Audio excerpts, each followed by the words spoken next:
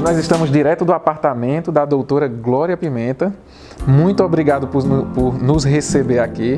E a gente vai bater um papo, conversar um pouco a respeito da odontologia, que eu tenho certeza que você tanto ama, e mais especificamente da odontologia hospitalar, das UTIs, da participação do dentista nas UTIs em ambiente hospitalar. Então me conta um pouco sobre isso, se isso é uma novidade, se não é, qual é a importância da presença do dentista dentro de uma UTI?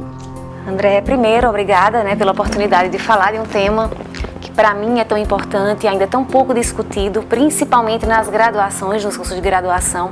Então, infelizmente, os alunos eles não têm acesso a essa informação durante a graduação, o que faz com que a gente, na pós-graduação, muitas vezes não tenha nem condições de ter alunos que se interessem pelo tema, que é tão importante.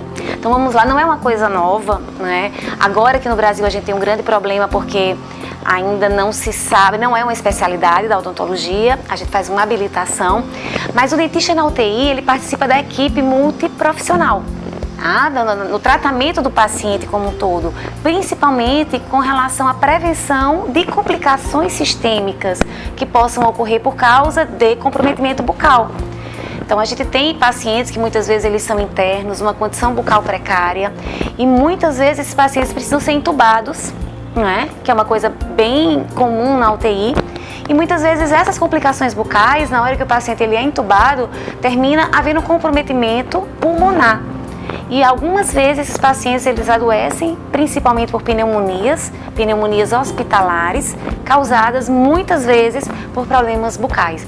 E hoje a gente sabe da importância do dentista, em minimizar o tempo do paciente na UTI, de prevenir, na verdade não o dentista sozinho, mas ele fazendo parte da equipe na prevenção de doenças bucais. As pessoas acham, o dentista na UTI, ele vai limpar a boca. Não é essa a nossa função na UTI. A nossa função realmente é de prevenção, é de atuação junto da equipe, junto do médico, do fisioterapeuta, do enfermeiro. Então a gente discute os casos. Às vezes é um paciente que tem uma mobilidade de algum dente, principalmente pacientes mais idosos, pacientes acamados que não tinham essa condição de atendimento e a família tem muitas vezes a dificuldade de higienizar e chega no hospital numa condição bucal precária. Então na hora que o médico intuba esse paciente, termina havendo um comprometimento de toda a condição sistêmica, por causa de doenças bucais. E a gente na UTI, a gente está para realmente minimizar, tratar.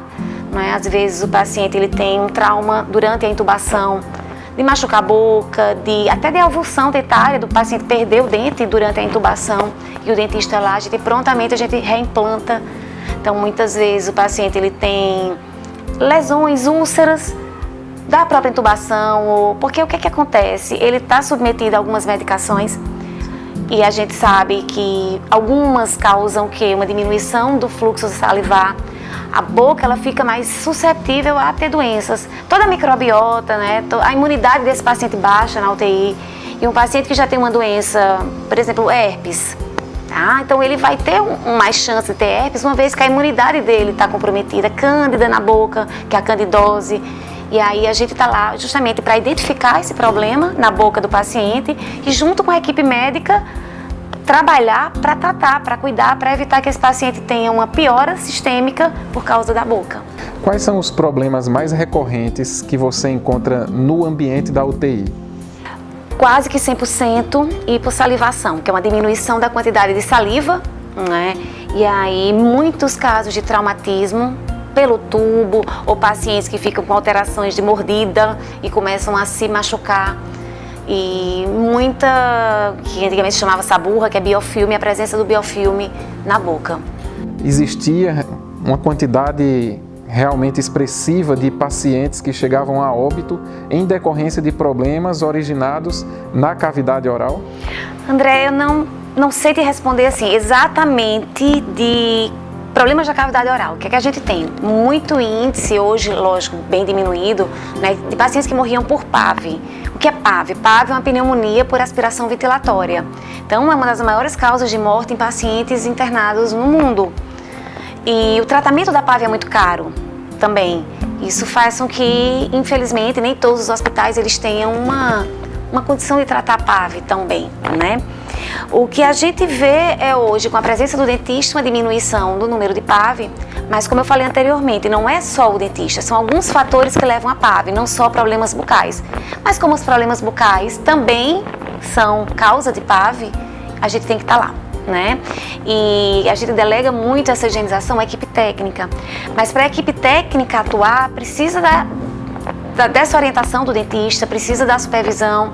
E muitas vezes a gente trabalha junto com a equipe técnica. O paciente na UTI, às vezes ele fica trismando, ele aperta, então não é como você chegar num paciente e fazer uma higienização. O paciente, ele sempre é dependente, né? E existe toda a dificuldade de se trabalhar na boca. O paciente está com tubo, está às vezes com cadastro, está com vários dispositivos e a equipe técnica junto com a gente, né, precisa, o que a gente chama de desbravar essa área nova. Quando a gente começou, somos poucos ainda no país, as pessoas olhavam assim, o que o dentista está fazendo aqui na UTI, né, veio limpar a boca, e não é essa a nossa função. A gente sempre brinca, na verdade a gente está para somar, a gente não está para limpar a boca, a gente está para fazer diagnóstico, a gente está para tratar. Hoje a gente trabalha, tem uma ferramenta maravilhosa que é o laser, que a gente trabalha muito com laser nos casos de lesão, mas a gente tem um número expressivo ainda de óbitos por causa de pneumonias por aspiração ventilatória, e uma das causas da PAV, que é essa pneumonia, é uma boca contaminada. Eu não teria como te atribuir diretamente, foi a óbito por causa de uma infecção bucal, né? Mas sim o óbito por PAV. E uma das causas da PAV é a infecção bucal. Perfeito. Além dessa sua atuação nas UTIs, né, nos ambientes hospitalares, você também tem uma atuação muito forte com pacientes com necessidades especiais, não é isso? Me fala um pouco da importância também do dentista junto a esses pacientes. André, e aí pacientes especiais de odontologia seria tudo que é diferente. Então, se eu tenho um paciente acamado, que tem Alzheimer, que tem Parkinson, ou que tem uma sequela de um AVC, é um paciente acamado que tem necessidades, principalmente de cuidadores. Então, muitas vezes esse paciente ele não consegue chegar até o consultório. Que a gente às vezes fala em pacientes especiais, as pessoas pensam logo nas crianças com autismo, nas crianças com síndrome, que é também uma área de odontologia para pacientes com necessidades especiais. O paciente muitas vezes que tem uma doença sistêmica grave, como um câncer, durante o tratamento oncológico, ele tem principalmente mucosite, que é uma descamação de todo o epitélio da boca, e quem atua junto da equipe médica é o dentista, principalmente no tratamento da mucosite bucal. A gente tem desde um paciente gestante, né, até pacientes com doenças graves. Então, a odontologia para pacientes especiais é uma coisa muito ampla, que a gente teria vários casos, e entre eles as crianças com doenças neurológicas, né, que eu tenho uma grande paixão por essa área, fiz mestrado nessa área, doutorado nessa área, e eu trabalho muito com crianças com autismo, crianças com síndromes, né, e crianças com paralisia cerebral, que é outro grande desafio da odontologia hoje. Já conversamos a respeito da odontologia no ambiente da UTI, já conversamos a respeito da necessidade do dentista no hospital como um todo, no bloco cirúrgico, mas tem uma outra coisa muito interessante que eu sei que você atua bastante, que é o atendimento a domicílio. Atendimentos fora de unidades com uma determinada estrutura preparada para atender o paciente, como é um consultório odontológico ou um ambiente hospitalar. Como é esse atendimento a domicílio e quais dificuldades o dentista encontra para atender o paciente na residência dele ou no trabalho dele? Como é que isso está funcionando? Posso começar pelas dificuldades? Sim. Primeira dificuldade do dentista, e eu digo muitas vezes, não é o paciente que é especial, é o dentista que é especial, pela nossa falta de formação na área, né? Quantas vezes eu recebo o paciente para fazer, por exemplo, uma dentística, uma restauração, porque o paciente tomou um anticoagulante. Não vai sangrar, mas nós, infelizmente, não temos esse preparo. Agora que a odontologia está abrindo mais o leque dele e a gente está saindo do nosso quadrado.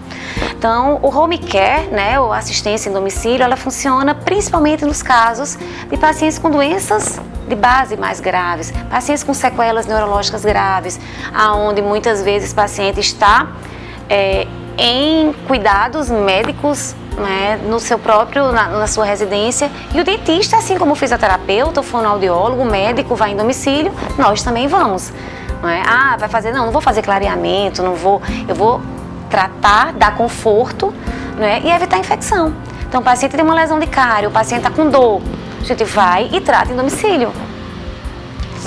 Com toda a estrutura montada, muitas vezes, já pelo próprio hospital residência, e a gente faz esse apoio em domicílio, principalmente nos casos de pacientes geriátricos. O pessoal da odontogeriatria trabalha muito com isso, e agora a odontologia está entrando também muito na coisa do cuidado paliativo. A gente fala não só em qualidade de vida, mas também em qualidade de morte. O dentista hoje se prepara muito para essa área e trabalha em conjunto com toda a equipe de saúde. A gente sai da nossa caixinha, da nossa área de conforto, do nosso consultório e leva o conforto até o domicílio do paciente. A doutora, além de trabalhar no ambiente hospitalar, além de trabalhar no ambiente domiciliar, a doutora também tem o seu consultório, não é? Então são 3 realidades totalmente diferentes. Mas que termina no cuidado, Às vezes é aquele paciente que a gente vê no hospital, que a gente acompanha a permanência dele no hospital, e depois a família entende que esse paciente que saiu da UTI, que ele precisa de um cuidado, e muitas vezes esse cuidado, a gente vai em domicílio, mostra ao cuidador como tem que ser feito, que o cuidador também não é obrigado a saber, ele não foi orientado para isso, a gente ensina, e o cuidador depois ele entende a necessidade disso, e ele mantém aquele cuidado. Algumas vezes realmente precisa da ajuda profissional, mas eu acho que essa coisa educativa, essa importância tem que ser dada, porque as pessoas não conhecem, André. As pessoas não sabem os riscos de ter uma doença bucal, principalmente o paciente idoso, que muitas vezes ele não consegue deglutir bem, ele tem disfagia, então ele broncoaspira o conteúdo que ele tem na boca. E muitas vezes é um conteúdo, a gente já sabe que a boca é muito rica em micro-organismos, e ele broncoaspira, ele termina tendo várias pneumonias de repetição por problemas bucais. E no consultório você faz esse trabalho também de orientação e de educação desses pacientes que já estiveram no UTI, já saíram do hospital, enfim, tiveram alguma dificuldade, tiveram que ser atendidos em casa, e agora quando eles já estão melhores, aí sim a finalização do processo é no consultório. Eu no consultório trabalho muito mais com a parte da pediatria, voltada para pacientes com necessidades especiais, principalmente crianças com autismo, com paralisia cerebral, porque a maioria, às vezes a gente precisa inclusive fazer sedação inalatória com óxido nitroso, e para isso realmente eu faço em ambiente de consultório, que eu tenho que ter todo um suporte de cuidado do paciente, e quando a gente não consegue com a sedação, a gente às vezes leva para o hospital, faz com anestesia geral ou com sedação endovenosa no consultório, com o anestesista do lado, porque tem tanto procedimentos que são mais graves, cirurgias maiores, pacientes também com comprometimento sistêmico muito grave, que o risco de fazer em domicílio ou em consultório é mais alto, e a gente leva para o hospital e faz, ou com a sedação endovenosa ou com anestesia geral no centro cirúrgico. Perfeito. E, gente, além de tudo isso que vocês viram aqui, que a doutora Glória Pimenta faz, ela ainda é coordenadora de odontologia de uma das faculdades, das grandes faculdades que existem aqui na nossa cidade. É mãe, é esposa, é mulher, é a Mulher Maravilha. Glória, muito obrigado por me receber na sua casa, e deixo um convite especial para as pessoas que estão nos assistindo te procurar, muito melhor que seja no consultório do que no ambiente hospitalar. Eu que agradeço, André. Muito obrigada pela oportunidade. Um grande abraço para vocês, obrigado por estarem conosco até agora e até o nosso próximo programa.